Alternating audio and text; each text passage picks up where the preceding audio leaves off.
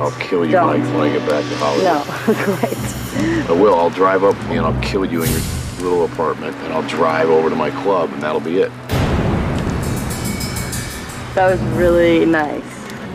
I don't have the apartment. Well, obviously, dude. I've never been in your apartment. I don't know if it's or not. It was an adjective. I know. Don't take everything so personal. She's a lunatic, man. She is a dream to take to the final two. Survivor Exile Island is a new era of Survivor in many respects. While things such as the hidden immunity idol and a separate island where someone stays on have been teased and actually implemented to a much lesser degree before, Survivor never went all out on these two until now. And I haven't watched this season since it aired before working on this set of videos, so I had high expectations coming in. So we need to ask ourselves, were my expectations met or were they exceeded? Let's find out. Do you want to pick what videos I make? Then consider joining me on Patreon. You could sign up and cancel at any time, and heck, if you join for a year, you get a 15% discount. Thank you for your support. Number 1, the thematic twist. Exile Island, the season starts off there. Someone goes every single episode, and it contains the most powerful item in the game. I think Survivor did an excellent job implementing into the show, considering this is their first time doing it, besides when they just threw it together back in Palau. And they used it to carry the season thematically, since this is now the third time we have had a season in Panama in the first 12 seasons of the show. Nowhere else has even been visited twice, let alone 3 times. I love that the season ended with them burning the skull, which symbolically ends the island before the final 3 go off and do their challenge. However, I do think Exile Island gets less appeal after the idol is found in episode 4 and nothing else comes to the island to replace it. That alone knocks it down a peg or 2 in my book. Instead, it serves as a place to make people suffer and be bitter towards those back at camp, except for Sally. Exile gave her immunity that one time. The torture of Exile was really exemplified when people like Bruce, Danielle, and Austin all visited because of the endless rain of Panama just drenched them, truly showing how terrible it was, which was great for us at home though. So for the thematic twist of the season, I score an 8 out of 10. Number 2, production quality. The Super Idol. We need to talk about it because it makes and breaks so much of this season. Production took the underpowered idol of Guatemala and upgraded it to its max. It can be played after the votes are already read, and really, that is the only rule. It can be transferred whenever, and while I do not like to go outside of what the show tells us to clarify rules, I did read an interview with Terry where he clarified that just like we saw in the show, there's really no restrictions on how to use the idol, and it becomes something that no one can even fathom how to overcome. We will see a strategy emerge next season on how to flush this idol out, but here it makes or breaks a lot of the post-merge strategy depending on who you're rooting for. We won't see the powers of this idol fixed until season 14, but this along with Exile Island are 2 things I am glad production experimented with this season because, despite some imbalances, they do mix up the show enough to be interesting. Now my next issue will be improved upon next season, I already know this, but the lack of colors on the courses built for challenges seems more noticeable this season here than in past ones. At times, the beautiful Panama location looked brown in challenges and at the beach. Green and brown. Understandable when we're in a location like Guatemala, but this location is similar to Palau, so why don't the 2 match each other in beauty? I really have no idea. On the plus side, I did feel like the show did a good job telling us stories that made us get to know everyone who made it to the merge, which is more than I could say for other seasons. And the show made sure to focus on character moments just as much as strategic moves, and for that, I am thankful. Also, I just want to throw this out there. I love the music for when Terry finds the idol, which will be reused next season. It always makes me feel happier whenever I hear it. So for Exile Island, the production quality scores a 7 out of 10.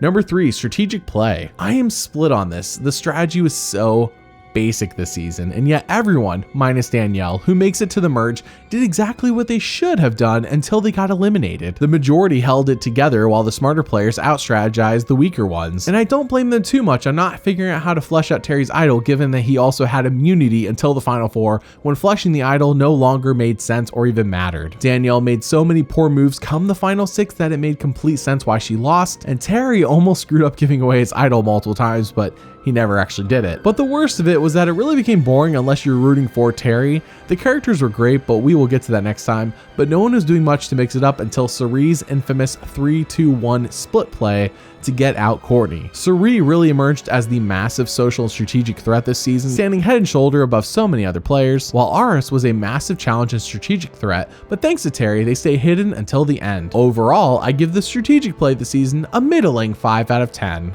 Number 4, the characters. I was going to the rocks today and I saw this thing just like that, and it was just, I was like, wow, that reminded me of my BlackBerry. It's got texting, email, phone, web browser. When I think about something I want to tell my partner, I shoot him off, or talk about my son, because my son can text on his cell phone, and it's actually helped my day. I'm communicating with people, not on this island. Shane Powers, Courtney Merritt, Cerie Fields, Terry Dietz, Bobby Mason, Danielle DiLorenzo, Astronaut Dan, Bruce the Wilderness Expert, and of course, the winner of the season, Aris. This cast is very top heavy, and we can be thankful that the boot order is the way it is, because like so many seasons post All-Stars, a lot of the characters who go before the jury are just forgettable. Terry and Astronaut Dan Barry are the only ones from Lamina who stand out, and Terry is the only one of those two to make it deep. He was extremely patriotic and a challenge beast well into his 40s. How he was kicking kids' butts half his age is a mystery,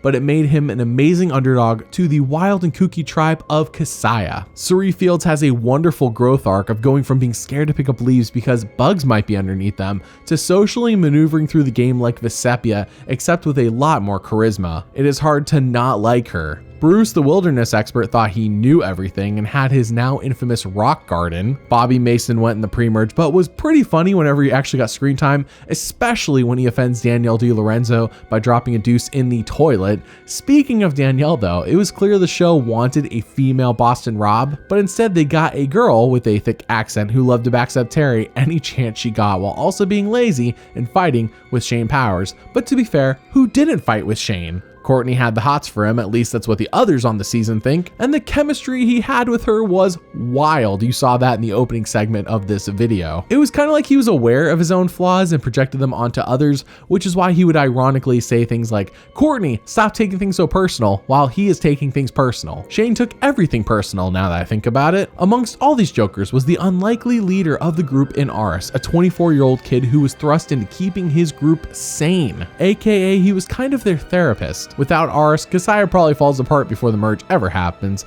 but thankfully he gets some help later on with Cerie. But he is most infamously known for his feud with Terry. But what about all the other characters? Meh, who cares? Character score gets twice the weight, and the characters here score a 9 out of 10. Number 5, the winner. Don't you have to come back after each look once you're out there? Aris should have been back here already. He's taking multiple looks. No, Terry, you're good. I can take multiple looks? Yes. Oh, you didn't tell us that.